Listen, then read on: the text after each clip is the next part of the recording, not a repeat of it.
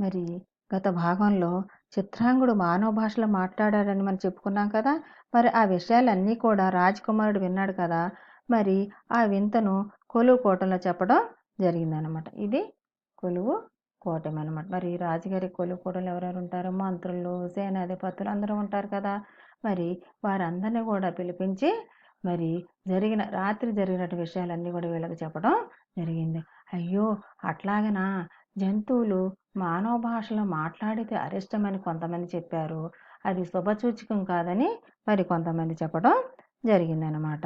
ఈ విధంగా వారు చెప్పినటువంటి సూచన ప్రకారంగా దాన్ని అడవిలో విడిచిపెట్టమని తన సేవకులకి చెప్పాడనమాట. చూడండి, తన యొక్క సేవకుల్ని చెప్పి ఈ చిత్రాంగని అడవిలో వదిలిపెట్టడం జరిగిందనమాట. ఈ విధంగా అడవిలో వదిలివేయటం జరిగిందనమాట. ఈ విధంగా మళ్ళీ నేను పుట్టినటువంటి అడవికి వచ్చాను. స్వేచ్ఛగా బతికాను. ఒక వేటగాడు తరుముతూ ఉండగా బెదిరి మీ దగ్గరికి వచ్చాను. తరువాత సంగతి అంతా మీకు తెలిసిందే కదని ఆ విషయాలన్నీ చెప్పడం జరిగిందనమాట. మరి అప్పుడు చిత్రాంగుడు, హిరణ్యకం, లఘుపతనకం మాట్లాడుకుంటూ మెల్లగా తిరిగి వస్తూ ఉండగా మందరం ఎదురుపడింది. పాపం, ఏంటి ముగ్గురు స్నేహితులు ఇంకా రాలేదా అని భయంతో ఎతకటానికి అది కూడా వచ్చింది. అలా వస్తూ ఉండగా మధ్యలో ఈ మూడు కూడా ఎదురుపడ్డాయన్నమాట. చూడండి, ఈ విధంగా మందరకం కూడా రావటం జరిగింది. వీళ్ళని చూసి చాలా సంతోషించిందనమాట. అమ్మయ్య అని ఊపిరి పీల్చుకుందనమాట. కానీ ఎలుక మాత్రం తాబేలును కోప్పడింది. నీ కొంప మునిగిపోయిందని వచ్చావు నువ్వు, మేము వస్తాం కదా అని అందనమాట. వీళ్ళ సంభాషణ ఇలా సాగుతుండగానే వేటగాడు అటువైపు రావడం కాకి పైనుంచి గమనించిందనమాట. చూడండి, ఒక వేటగాడు రావటం కాకి గమనించిందనమాట. వేటగాడు వస్తున్నాడు, వడివడిగా నడవండని స్నేహితులను కాకి తొందర పెట్టిందనమాట. ఇంతలో వేటగాడు రానే వచ్చాడు. ఎలుక కలుగులోకి దూరింది. జింక దాక్కుంది.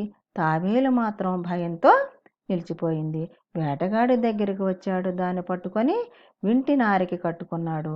ఉన్నట్టుండి ఇంకో ఉపద్రవం వచ్చినందుకు స్నేహితులంతా నివ్వెరపోయారు. పాపం, చూడండి, ఈ తాబేలుని వింటి నారికి కట్టుకున్నాడు అన్నమాట.